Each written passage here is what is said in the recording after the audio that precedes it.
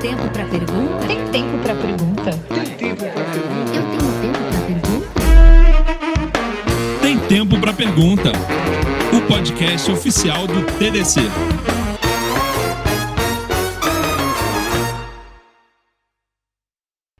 Olá, boas-vindas a mais um episódio do Tem Tempo para Pergunta, o nosso podcast aqui no TDC, para estender cada vez mais os assuntos e tudo aquilo que está rolando nos palcos com os nossos palestrantes e as personalidades que constroem a cultura da tecnologia no Brasil. E hoje eu estou aqui com ela, uma grande amiga, uma profissional fantástica, paulistana, mas com um pouquinho de Pernambuco, né, da vida. Vânia Teófilo, seja muito bem-vinda ao podcast. Obrigado, gente, pelo convite. Eu estou muito honrada de estar aqui e vamos partir para a aventura. Não, a gente estava falando aqui antes de começar a gravar que a Vânia é podcaster também. Como que é o nome do podcast? É Ladies That UX em português, mas a comunidade tem a trilha em inglês também, que é Ladies That UX in English. Ladies That UX in English. Isso. Então, se você tá ouvindo aí, já pode procurar e já adicionar no feed também o podcast da Vânia. E a gente estava falando exatamente sobre... Não, meu podcast com o roteiro. Eu falei, olha, eu gosto de pegar as pessoas de surpresa. Aí ela ficou assim, meu Deus do céu. Mas não precisa te preocupar, vai dar tudo certo. Para começar esse papo, Vânia, eu quero voltar lá atrás, porque eu fiz essa brincadeira que você tem um pouquinho de pernambucana, porque eu descobri que você começou a sua carreira e ela não tinha necessariamente a ver com design, né? Porque hoje você trabalha 100% design, comunidade e tal, mas ela era uma parte, digamos assim, do design que você começou estudando moda. Sim, na verdade eu comecei a trabalhar com design mesmo em 1994, quando eu ainda estava no colegial, né? Então, como uma pessoa que precisava ter um dinheirinho, né? E também fazia voluntariado, então eu comecei como parte de figurinista de uma peça de teatro, de um grupo de teatro que não tinha patrocínio, que eles se juntaram para conseguir fazer uma peça para se mostrar para o mercado como atores, né? Bem independente. Bem independente. E a minha amiga do colégio, ela era produtora. E como eu queria fazer moda e eu já estava estudando várias coisas, eu já sabia costurar, né? Eu comecei a costurar quando era criança, mexendo na máquina da minha avó. Eu sou filho de costureira. Ai, que máximo. Muito bom. E aí, ela me chamou e falou, você tem tempo, você tá afim, né? Deu, lógico, né? Na verdade, eu raramente recuso coisas, por isso eu estou aqui, gente, morrendo de medo. Mas a Vânia é uma pessoa, bora, né? Bora. Vai com medo mesmo, não tem estresse.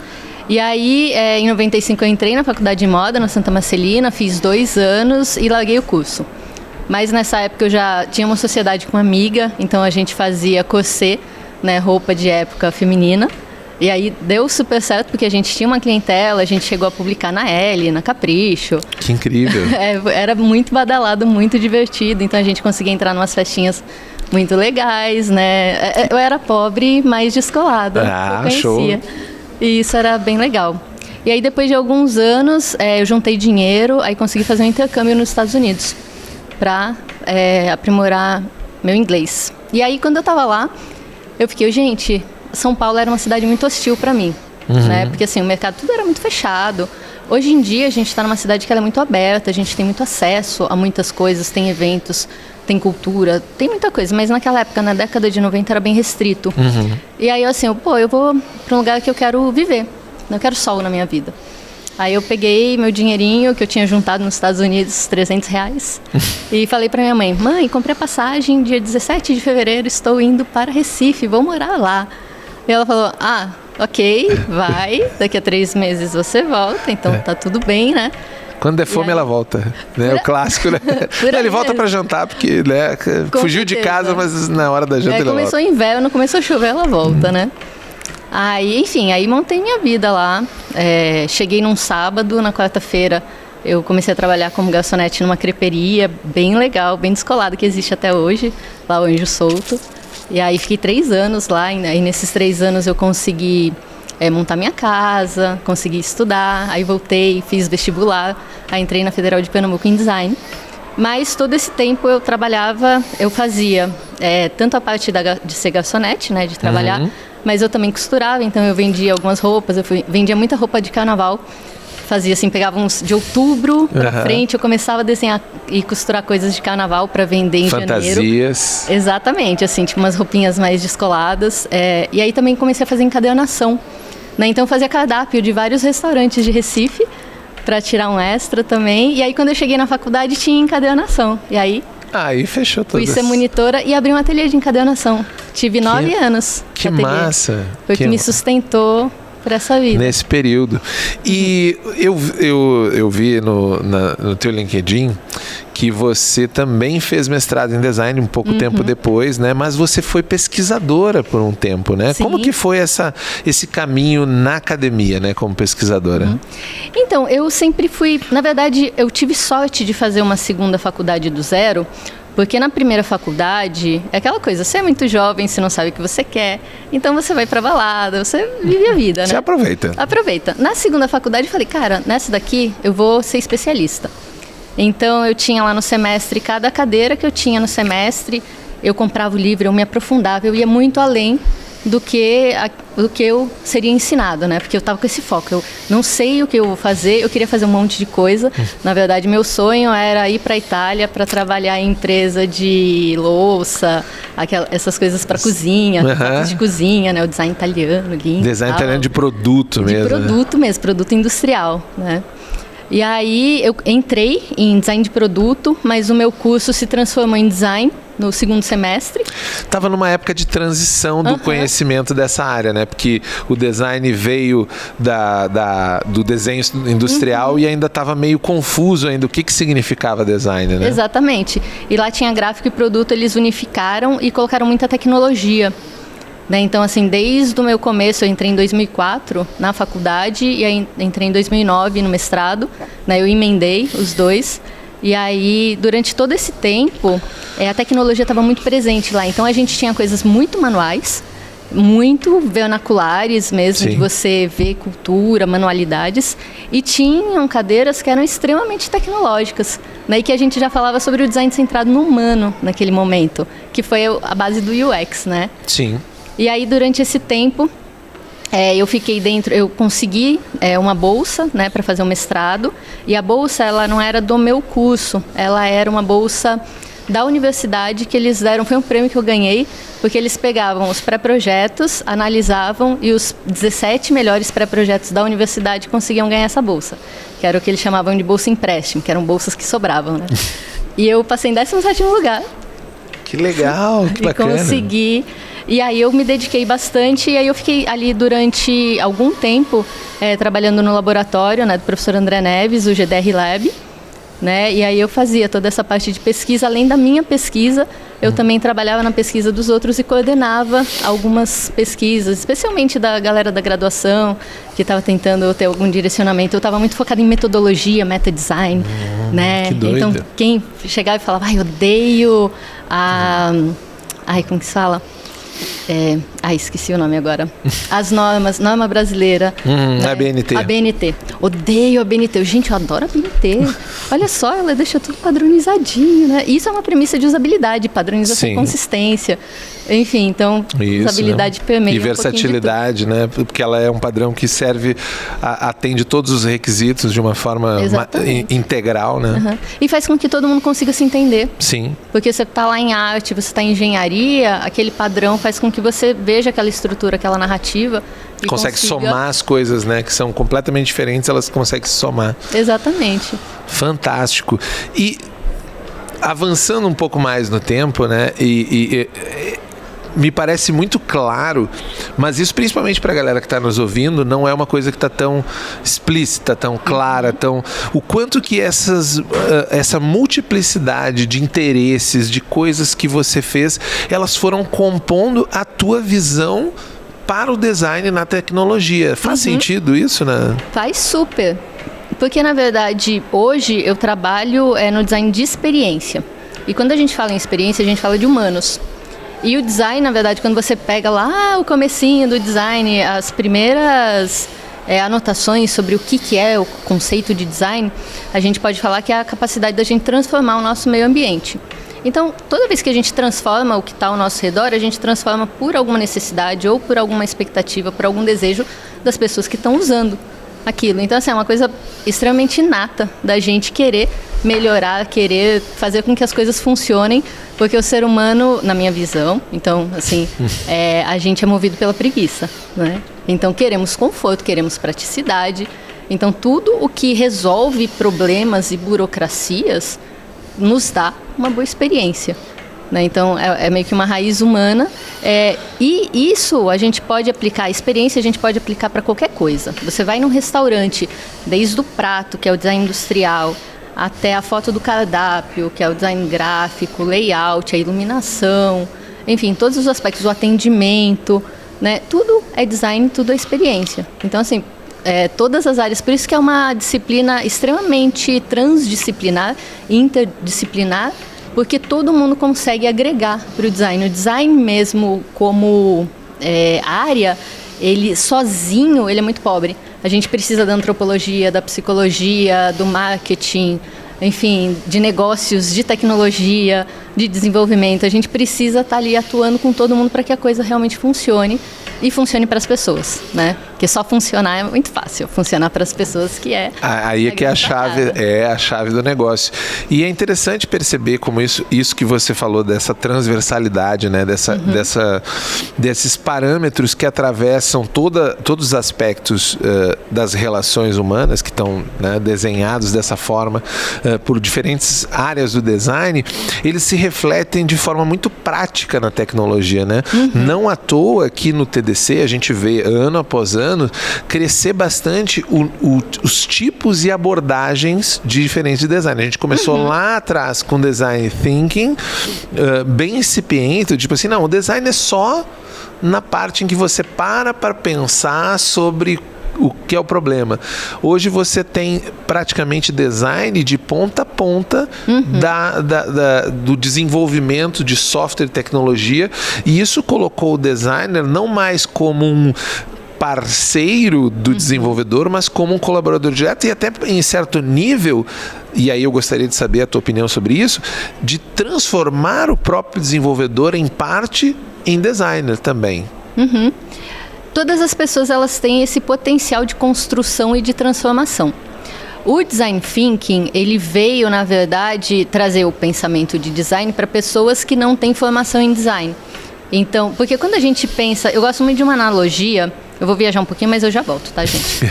Eu gosto muito de uma analogia de que designers são como fazendeiros.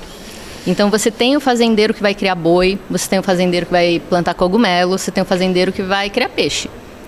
Os expertises são diferentes, mas todos são fazendeiros. Todos estão, né, criando, cultivando coisas. Então, os designers também. A gente tem uma base de design que ela é muito transversal para qualquer tipo de aplicação. Então, os fundamentos, eles são muito iguais para todo mundo, né? Então, quando você pega um fazendeiro, ele vai precisar que aquilo se reproduza, que não tenha doença, né, que consiga ter uma sustentabilidade do negócio. E com design é a mesma coisa. Então, a gente, de uma forma geral, todas as pessoas envolvidas nesse processo, e eu acho que essa é a grande capacidade da pessoa designer dentro desse processo, é ela conseguir olhar para os vários expertises, fazer as conexões e tirar o melhor proveito, porque o Design Thinking, ele traz justamente um tripé. Né? Então, a gente tem atratividade para o negócio, tem que dar dinheiro, senão a gente vai ser demitido, vai morrer de fome.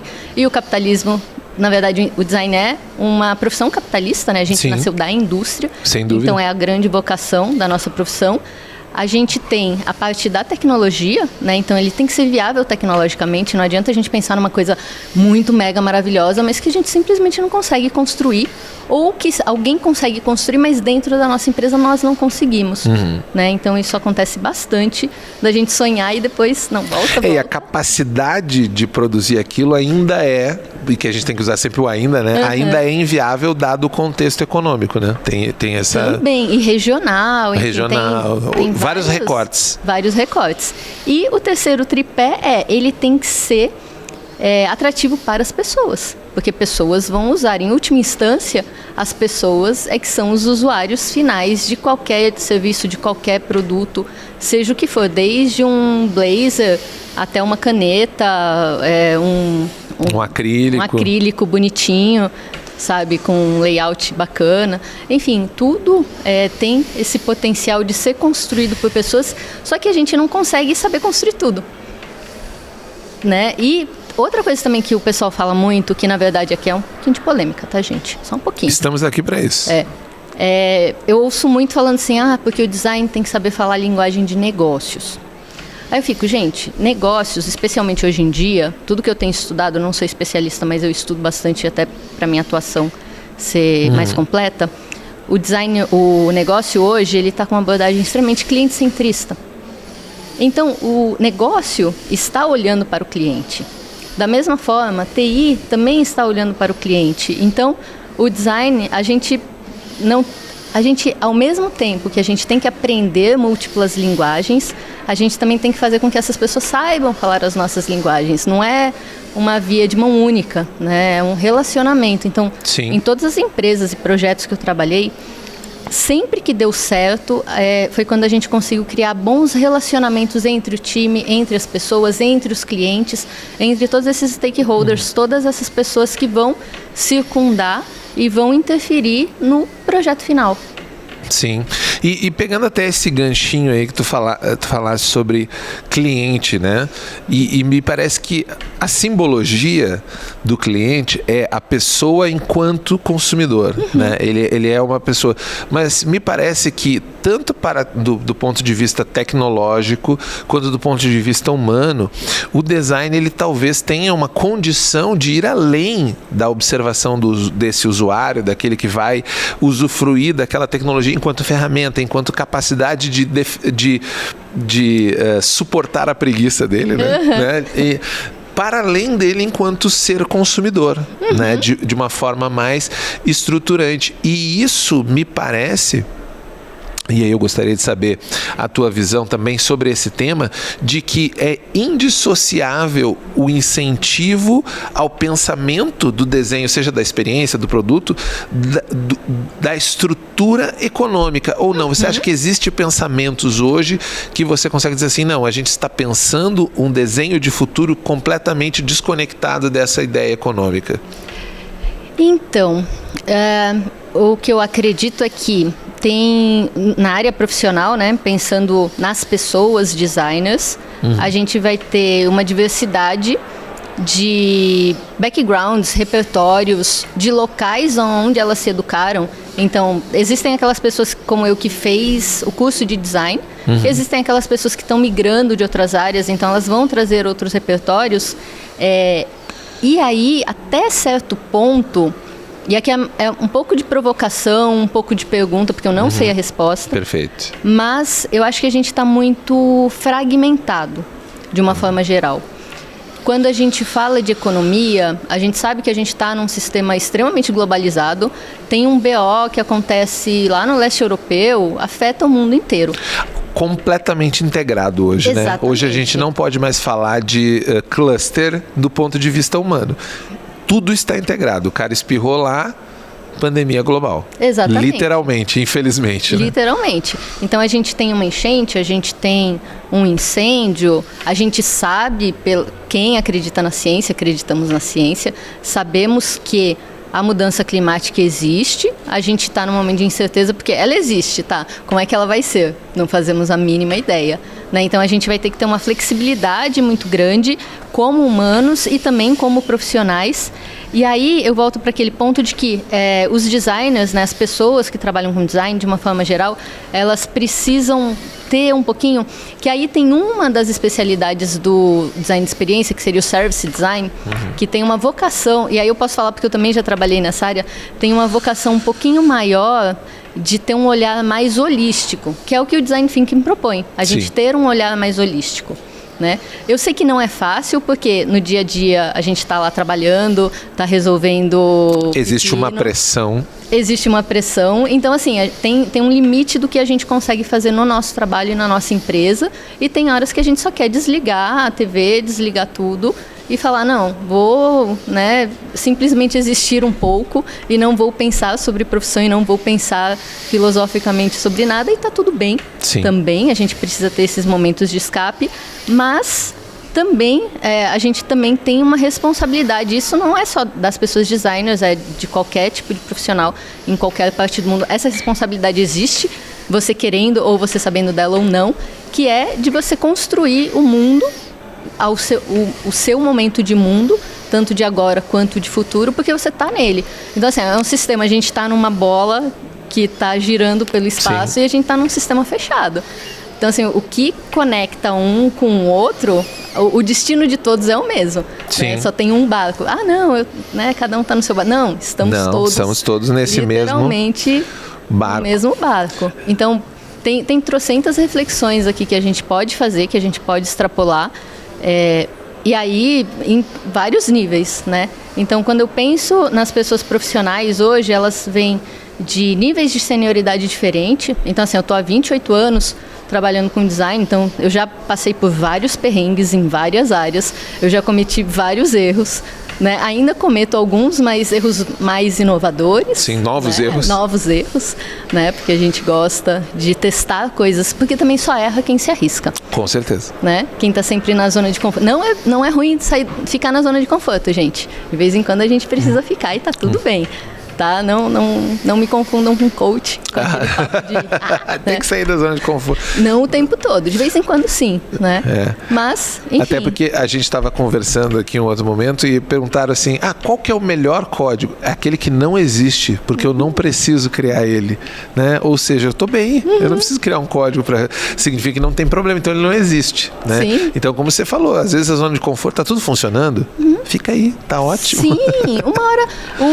Eu acredito muito naquela coisa do retorno à média, né? Então nada é constante o tempo todo. Se tá tudo muito ruim, não vai ficar ruim para sempre. Se tá tudo muito bom, não vai ficar bom para sempre. Né? Então a gente precisa ter essa flexibilidade, essa maleabilidade de pensamento, de vida. Às vezes a gente tá na merda e tá horrível. Sim. Mesmo, mas passa.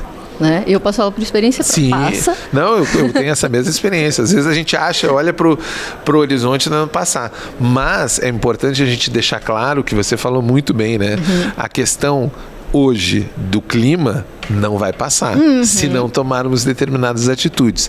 Sim. E isso conecta com uma coisa que eu estava falando sobre o viés econômico, a pressão que a gente tem enquanto profissional de design desse desenho centrado na forma cliente, né?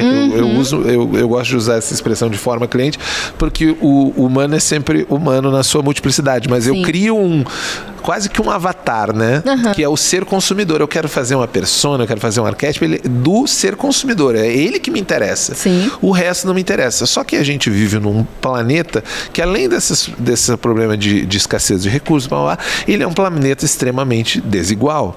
As questões sociais são muito importantes. E muitas vezes você vê que, seja na carreira da tecnologia, que eu já tratei aqui com outros convidados, na tecnologia mais específica do desenvolvedor, mas também na carreira de design, de que ela é inacessível, de que eu não tenho perspectiva. Porque hoje você tem, no espectro de educação, uma necessidade de curtíssimo prazo, de que eu preciso estudar algo que vai me gerar uma renda, porque o meu problema é a janta, entendeu? Não é o inverno, né?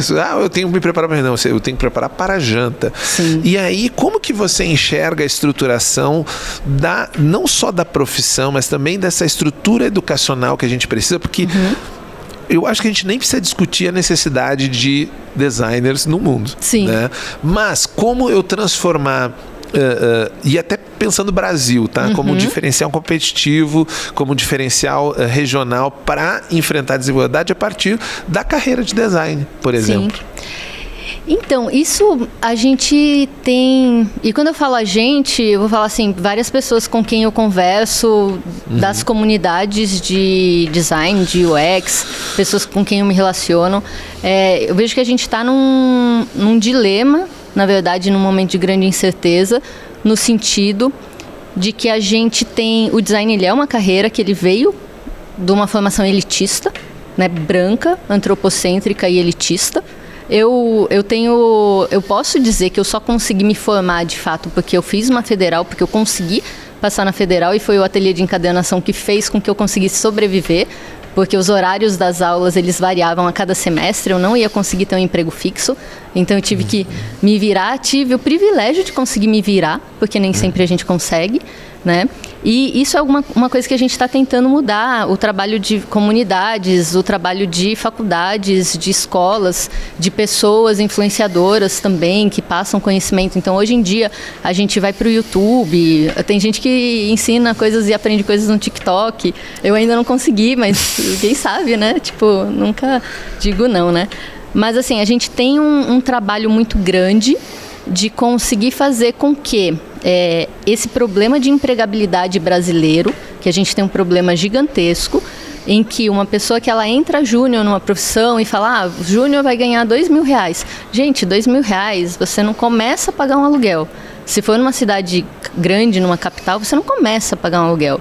Então, como que você vai se virar? Então, as pessoas elas estão procurando muito atalhos para que elas consigam sobreviver dentro do mercado enquanto elas conseguem essa experiência.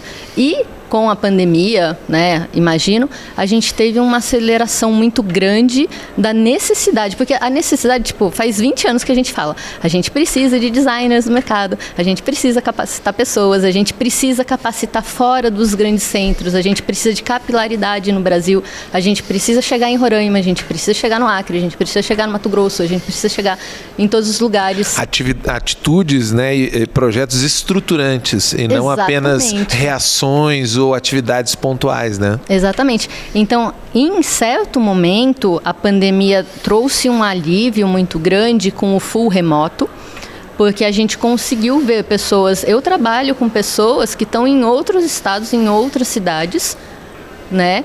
E hoje a gente está num momento um pouquinho mais complexo, porque as empresas estão querendo voltar ou para um sistema híbrido ou presencial, que só privilegia quem está nos grandes centros, onde tem indústria, onde tem empresa de tecnologia, infraestrutura. Só que a infraestrutura é caro. Então, se você está em Roraima e você está trabalhando remoto, para você conseguir se mudar para São Paulo, ou para Porto Alegre, ou para Curitiba, ou para o Rio de Janeiro, é muito mais difícil, porque o custo de vida é diferente. E não é só você se mudar. Você tem a sua família, você tem os seus amigos, você tem toda a sua estrutura social. Então, assim, quando a gente fala, não, vai para São Paulo, vai lá trabalhar. Gente, não é tão simples assim. É uma mudança drástica de vida que nem sempre vai valer a pena para a pessoa.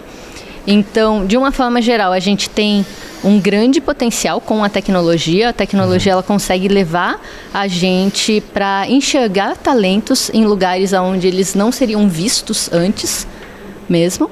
Mas a gente está num impasse, num momento em que o mercado está falando, não, eu quero ver todo mundo sentadinho aqui na mesa, das 8 às 5, para eu saber que vocês estão trabalhando. Então, a gente precisa repensar modelos de negócios, estruturação de negócio, para conseguir ter essa sustentabilidade e viabilidade dessas pessoas de mercado a longo prazo. Porque se a gente fala assim, o mercado precisa de desenvolvedores, tem poucos desenvolvedores. Sim. Tem poucos. Será? De verdade? Será? Ou os requisitos mais imediatos, né, que não são estruturantes, são para resolver aquele problema pontual e não para criar uma solução sistêmica de longo prazo, né? Exatamente. Então, assim, quando a gente fala... Eu não sou especialista em ESG, na verdade é algo que eu gosto, mas eu sei muito pouco ainda, gostaria de saber mais. Estamos nessa jornada também, inclusive o Impact Lounge do TDC, nessa edição, é uma tentativa de atrair pessoas com essa mesma paixão para a gente conversar e dizer assim, queremos ir além do que a gente já fez, a gente leu tudo, o que a gente entendeu está aqui, e agora queremos dar o passo além. Então, ESG eu acho que é um ponto importante a ser colocado também. Sim, e aí a grande provocação é, estamos num sistema capitalista, estamos numa bola que gira no espaço e vai continuar girando, né? Estamos num sistema que a gente não vai destruir ou mudar drasticamente, porque ele é muito maior, ele é muito mais complexo, mas as pessoas, e aí a provocação é para aquelas pessoas que têm o real poder, que têm a real caneta, o real crachá para conseguir, precisam pensar na sustentabilidade do negócio, e a sustentabilidade do negócio envolve as pessoas e os profissionais, as pessoas profissionais que estão espalhadas no mundo. Por quê? Eu estava vendo, ontem tinha uma palestra, eu não lembro quem foi, E eu não lembro qual trilha, porque eu fiquei zanzando.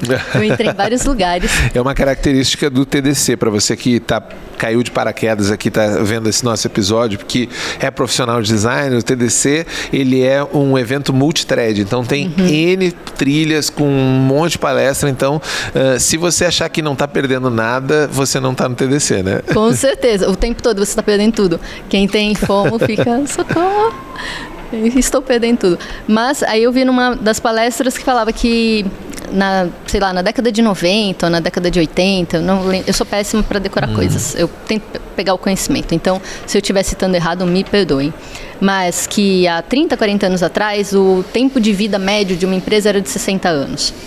Hoje em dia o tempo de vida médio de uma empresa é de 15 anos.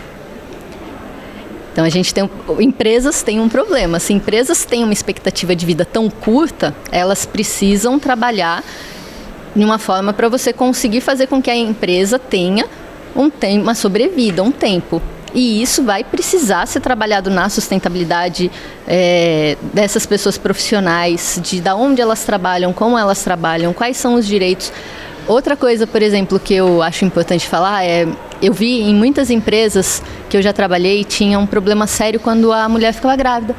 Porque a empresa falava, ela não serve mais para o mercado. E gente, se as pessoas não se reproduzirem, não teremos humanos consumidores. Assim, a gente tem que louvar as mulheres que desejam engravidar e que desejam formar famílias com seus maridos, suas esposas, porque é o futuro do consumo, gente. Então, assim, se a gente não faz pessoas, a gente não faz negócio. Sim, precisa ter gente no mundo, né? Senão, se diminuir demais, também não adianta. Exatamente, né? Quem vai vender para quem? Né? Aí, ainda não compra, né? Ainda não consome. E se consumir, provavelmente vai ser aí que vai fazer parar aí. Então, talvez a gente até, né, pensando no Exterminador do Futuro, né? Eu sou daquelas pessoas que eu fico sempre sendo muito educada, né? Oi, Bard, tudo bom? Como é que você está? Oi, ChatGPT, tudo bem? Porque eu espero que salve a minha vida um dia. Eu espero que ele tenha boas lembranças das nossas interações, né? Exatamente. Então, assim, a gente precisa pensar que como construção de sociedade, independente do local geográfico que você está ou do local de privilégio que você está, todo mundo está no mesmo lugar. Então, assim, só funciona se tiver todo mundo, ou quase todo mundo, com um pensamento alinhado para um objetivo. É que nem quando você está fazendo um projeto. Se metade da equipe quer fazer para um lado e a outra metade quer fazer para o outro, não vai sair nada. Vão falir, acabou, né?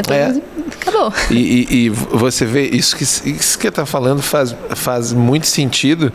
E acabou de sair, acho que, não sei se foi na última sexta ou se foi segunda-feira, uma pesquisa da Datafolha sobre o sentimento do brasileiro sobre o futuro. E apesar dele acreditar que a economia vai melhorar, a perspectiva pessoal dele frente ao futuro, que ele acha que ele vai piorar, ele acha que ele vai ter menos emprego, ele acha que essas tecnologias, essas ferramentas, e a gente coloca já essa coisa da IA generativa nesse bolo, porque é o assunto do momento. Então eu diria que quando a conversa de bar está permeada por um tema, significa que a gente já não está mais discutindo a forma, mas o impacto, né? Sim. A gente podia estar discutindo, não, IA, porque nós vamos... Não, hoje a gente já tem que falar de impacto, mesmo que não tenha chegado, porque virou conversa de bar. E essas pessoas estão olhando, dado a conjuntura econômica, social do Brasil, ele não vai conseguir aproveitar isso. E aí vem um ponto que é a pergunta polêmica, que a gente sempre tem aqui um momento da pergunta vermelha, que é a pergunta polêmica. Os nossos vieses algorítmicos, digamos assim, já são todos eles construídos a partir do paradigma da classe dominante, de quem está no poder e quando a gente fala minoria, não é uma minoria física concreta, é uma minoria de representatividade. Sim. Logo, quando a gente está falando que está chegando uma IA aí, o impacto me parece ser muito similar ou talvez ainda pior nessa estrutura que é dominada por uma ideia de exclusão. Então, a minha pergunta para ti, que é polêmica, é como que pessoas como você, que estão trabalhando comunidade, que estão trazendo pessoas.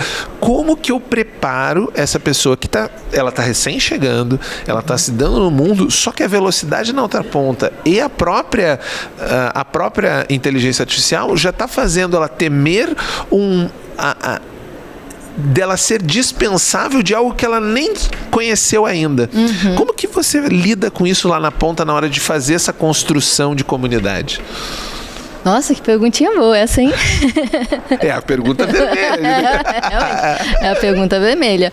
Bom, deixa eu ver por onde que eu começo a responder. A primeira coisa, eu acredito muito, essa é a minha visão de mundo, de que todos nós somos responsáveis pelo espaço que a gente habita. Né? Então, quando eu trabalho em comunidade, quando eu faço voluntariado, ou no meu dia a dia de trabalho, quando eu estou compartilhando, conectando, trocando informação com meus colegas, eu tenho muito claro para mim que eu carrego uma responsabilidade e eu espero que as pessoas também fiquem incentivadas a assumir a sua responsabilidade no mundo, para que a gente consiga... Assim, eu não... Na verdade, um dia desses alguém me perguntou, falou assim, nossa, Vânia, você é tão otimista, você faz muito voluntariado, você quer mudar o mundo. Aí eu faço isso porque eu sou realista para pessimista. Se eu fosse otimista, eu ia, as pessoas elas vão encontrar iluminação e elas vão... O problema vai se resolver sozinho. Exatamente, o problema vai se resolver sozinho. Mas não, então...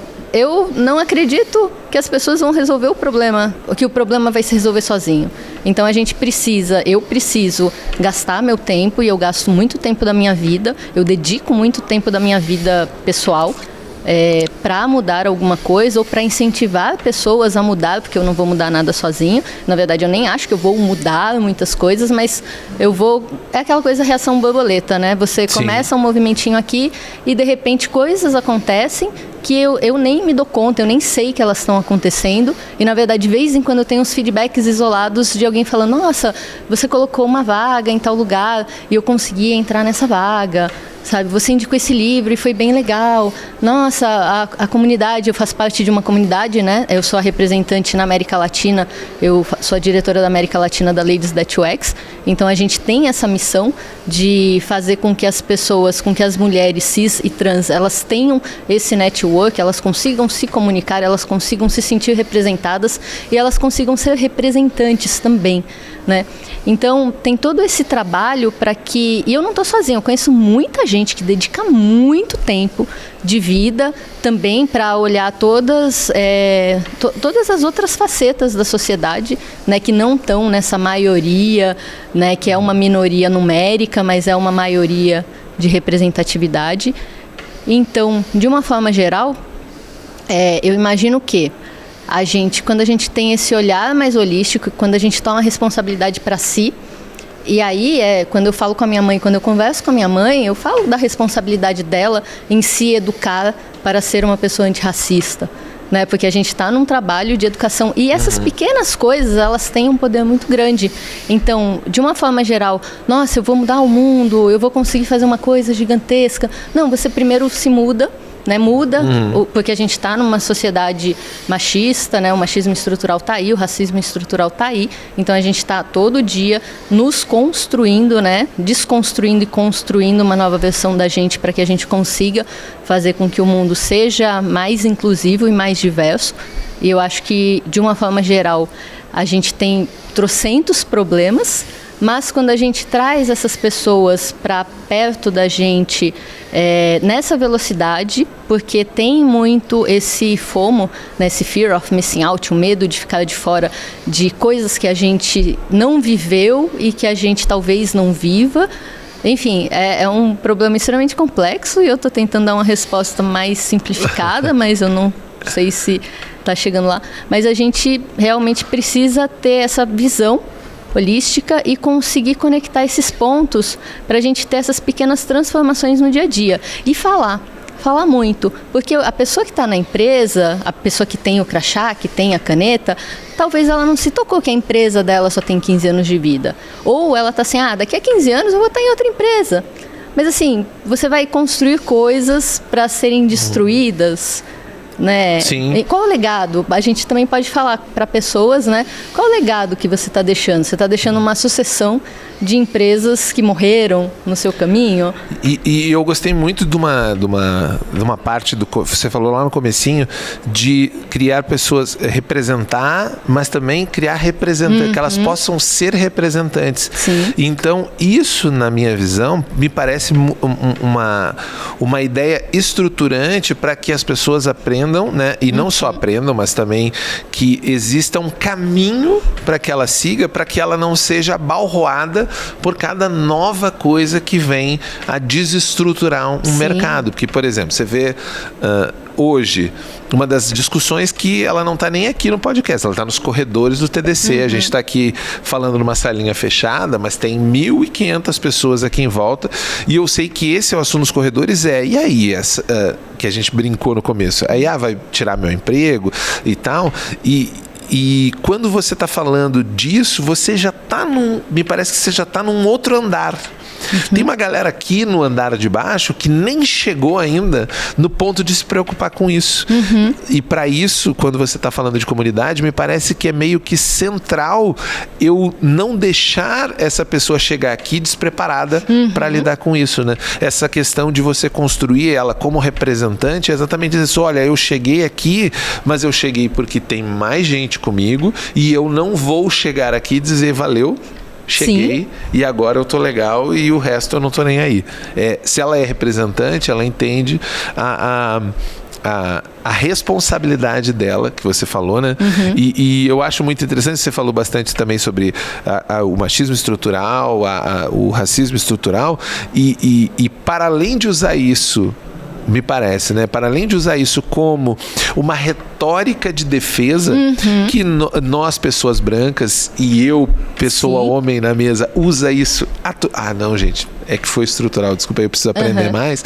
Mas perceber-se que isso é ação e não percepção. Sim. E eu enxergo...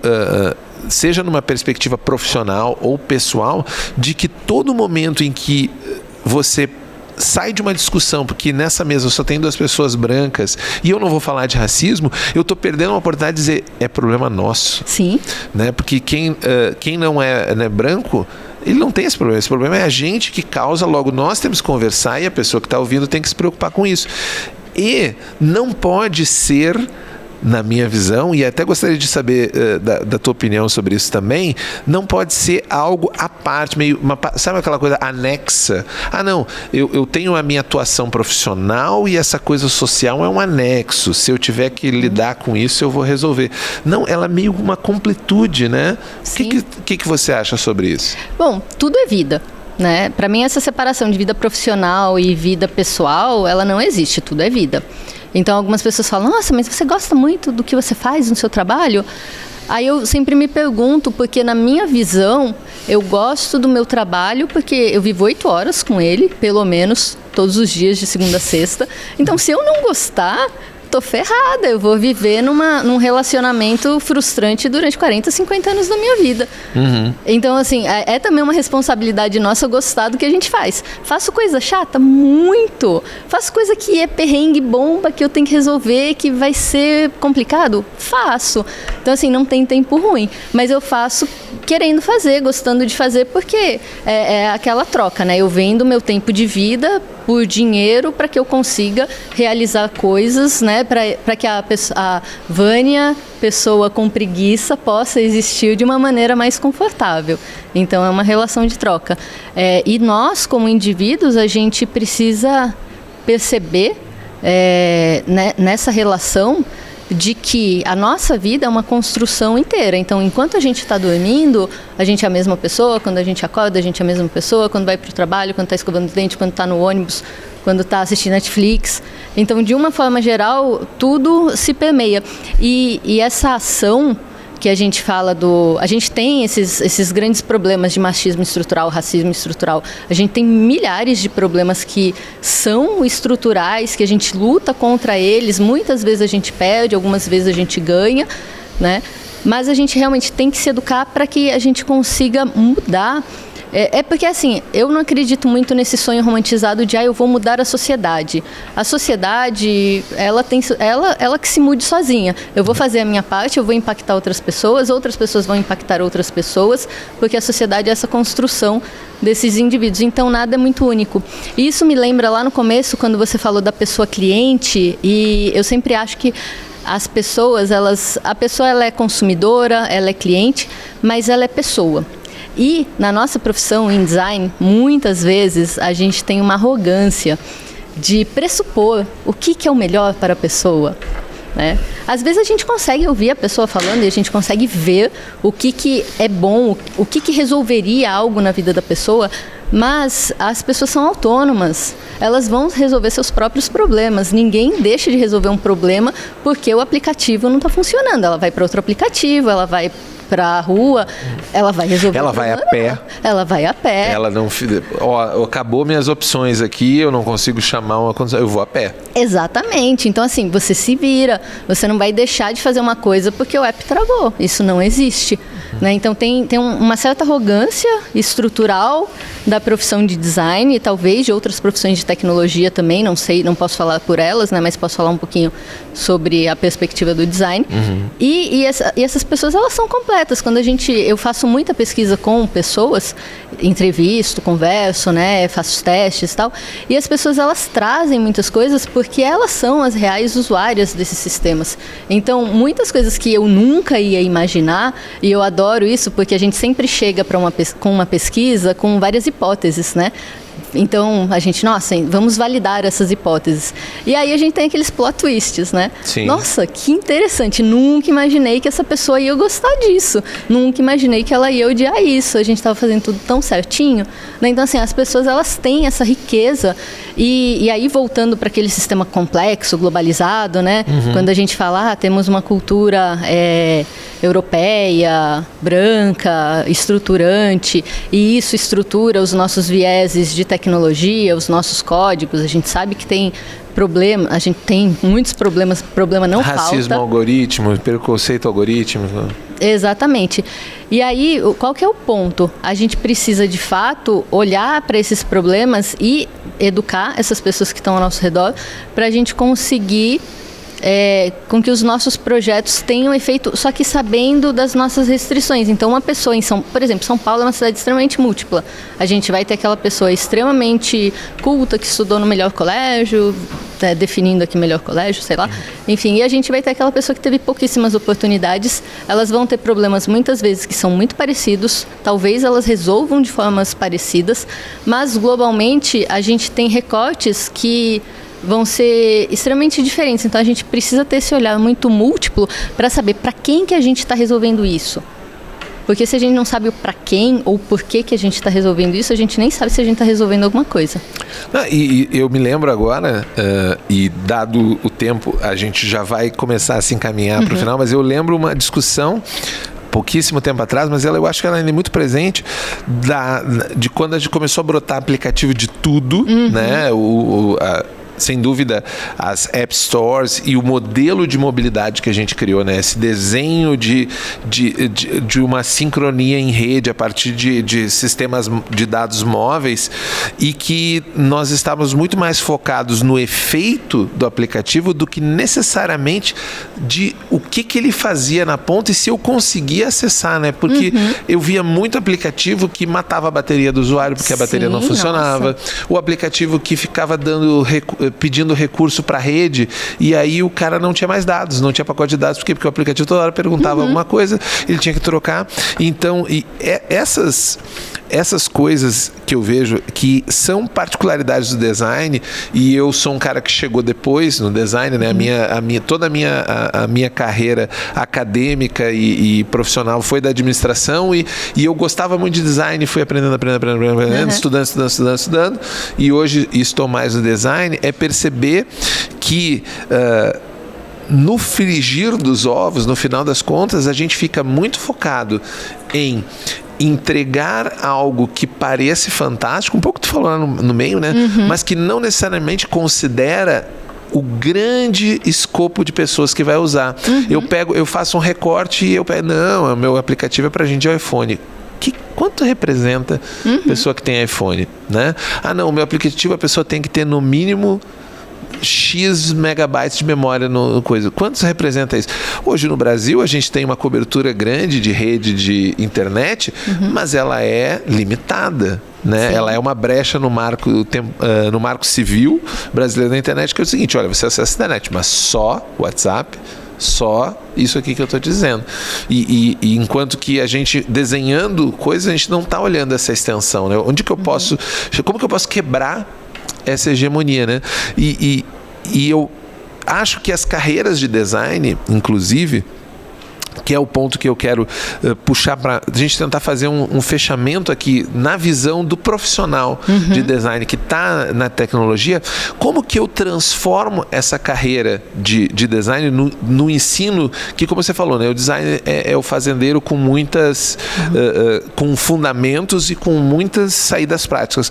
Como que eu transformo a formação educacional ampla para eu não fazer esse design no sentido mais aberto e não tão específico quanto eu falei, ficar só preocupado com como que ele vai resolver a janta, né? Como que ele vai pensar aquilo a partir da estrutura que ele está, e aí pensar sustentabilidade, pensar como que eu construo isso. Você já parou para pensar numa resposta? Porque eu acho que, eu não espero que você tenha uma resposta, mas você já pelo menos parou e pensou, olha, pensei que por aqui poderia ser um caminho.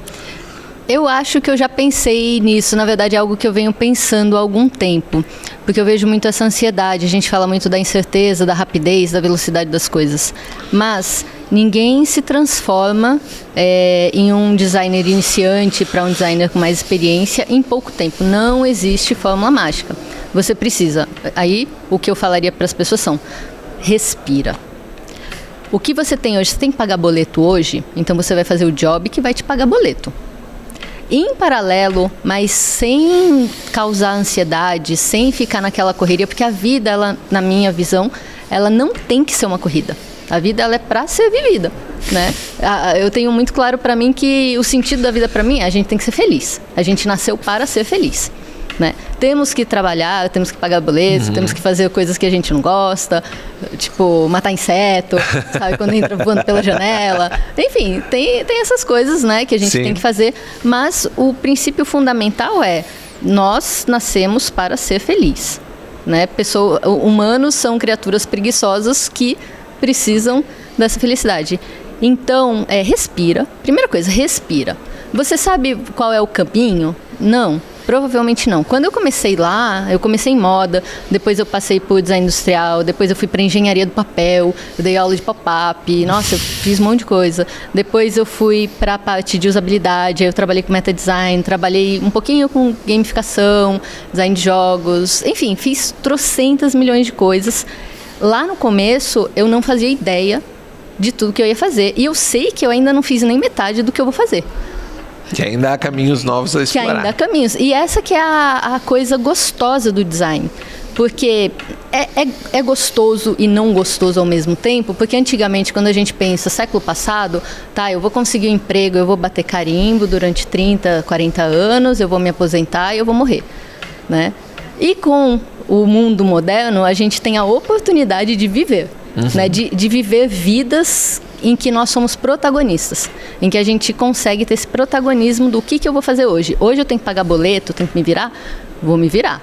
Vou sobreviver, vou respirar, vou acordar para um novo dia e no dia seguinte, eu gosto desse assunto, nossa, isso é interessante, explore. Tem coisas que você acha que você vai gostar, que vai ser uma delícia, só que a dica é, nenhum trabalho é delicioso o tempo todo. Se fosse, não seria trabalho. Então, assim, coisas que você gosta muito de fazer, não faça para trabalho, faça como hobby. Porque encadernação, eu amava fazer encadernação, até virar minha subsistência. Faz anos que eu não costuro um caderno. Aí não ficou tão legal. Porque assim, aquilo vira, você tem que fazer entregas e tal. Hoje em dia eu faço sabonete. E alguém fala, você faz para vender? Não, é meu hobby. Eu faço quando eu quero, porque eu quero... Porque é meu hobby, senão eu vou estragar isso e eu vou perder esse momento. Então assim, respira. tem situações, a gente tem um problema gigantesco de empregabilidade no Brasil, a gente tem um problema gigantesco global de transição, de expertises, de pessoas indo e vindo. O design, ele pode ser muito democrático se a gente quiser, só que a gente tem uma responsabilidade de trazer para junto da gente aquelas pessoas que estão iniciando. As pessoas que estão iniciando também têm a responsabilidade de praticar escutativa. Às vezes a gente vê a pessoa, gente, isso vai dar ruim. E a pessoa, não vai não, que eu quero fazer assim. Olha, vai dar ruim, eu já fiz isso, deu muito ruim. Então, assim, aprender a ouvir um pouco mais. Né? Aprende a ouvir um pouco, porque existem atalhos. Muita gente já passou por muita coisa. Sim. E assim, você não precisa inventar a roda toda vez que você vai iniciar um projeto. E a sua vida, ela vai... O design, ele proporciona isso. E, na verdade, eu acho que todas as carreiras de tecnologia, desenvolvimento, eu imagino, a pessoa começou numa linguagem, de repente foi para outra linguagem, aí viu uma onda e gostou, e foi migrando, porque é muito fluida essa construção de carreira.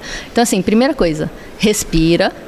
Se concentra no boleto, porque você tem que jantar hoje. Isso é muito importante, de barriguinha vazia, todo mundo é triste, né?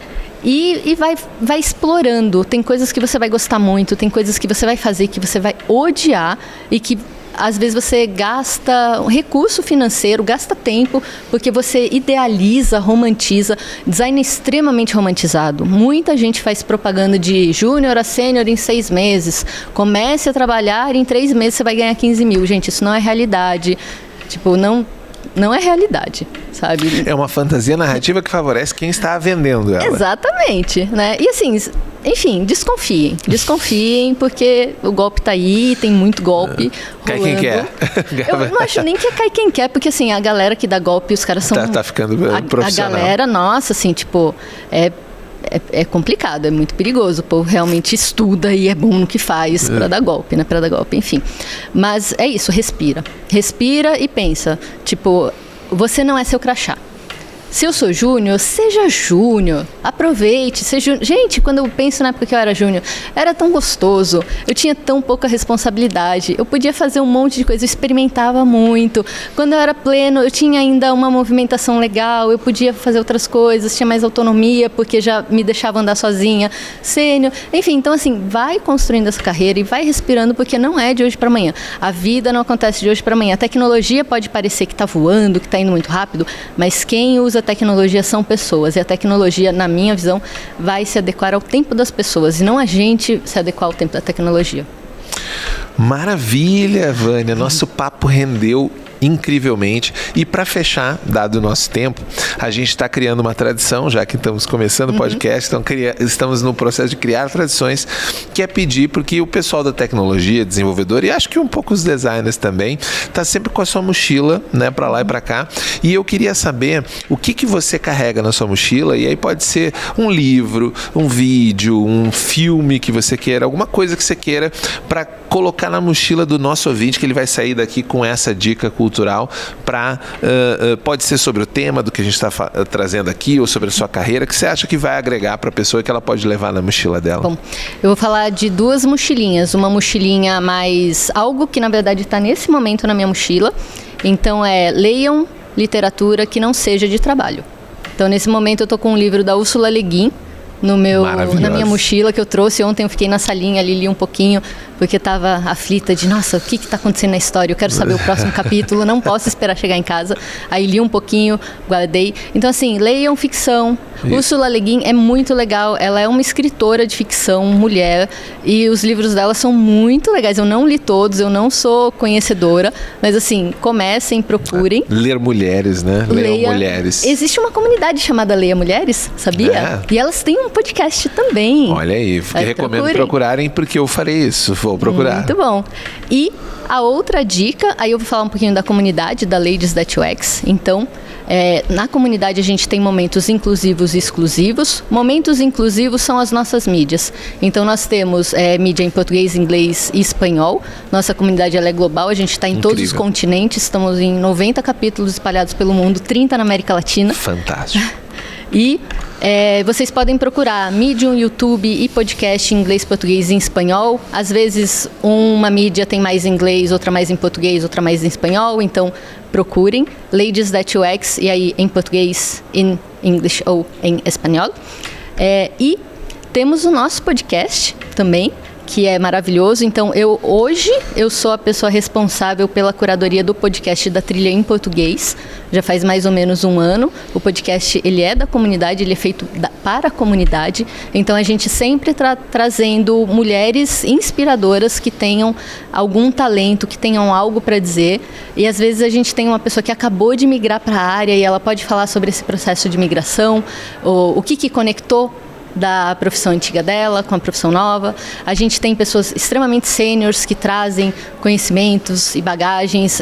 A nossa curadoria ela é bem abrangente, né? Então, pessoas desenvolvedoras também, provavelmente vocês vão gostar. A gente tem algumas convidadas que falaram sobre produto, sobre estratégia, sobre pesquisa, sobre design, gráfico, enfim. A curadoria tem capacidade de agregar para outros perfis, não só de design também. Exatamente. E a gente tem 2 trilhas em português. Tem a Ladycast, que fala de assuntos técnicos, e a gente tem a Mentoricast, que fala de assuntos de liderança e autoliderança. Então, se você está querendo ir para um cargo, né, para um papel de liderança, a gente tem vários episódios de mulheres que estão compartilhando sua trajetória e estão falando sobre esses assuntos. Então, sejam todos muito bem-vindos, né, a nos ouvir. E, enfim, fico muito, muito, muito, muito, muito honrada de estar aqui participando. Não, eu que quero te agradecer por essa oportunidade. A mão tá gelada.